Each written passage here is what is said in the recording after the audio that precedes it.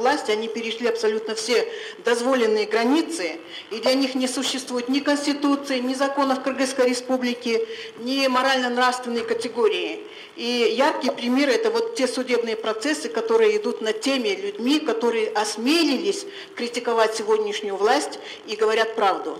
Среди них и журналисты, телеканалы, политики, адвокаты, юристы. Вот такого в истории, наверное, не было, чтобы заводились дела на юристов, на адвокатов, которые защищают своих клиентов и так далее.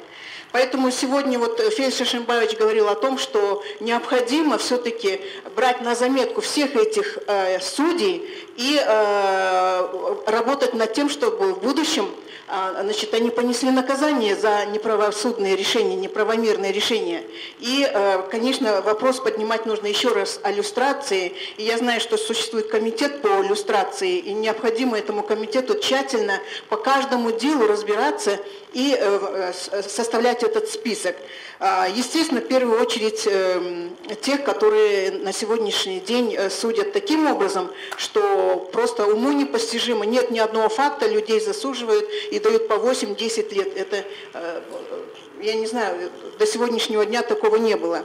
И действительно, вот сейчас в соцсетях даже говорят о том, что нельзя, чтобы судьи отнимали хлеб у людей с низким уровнем социальной ответственности. Вот нам надо над этим очень много работать. Именно судьи сегодня перекрывают кислород абсолютно всем, в том числе и свободе слова.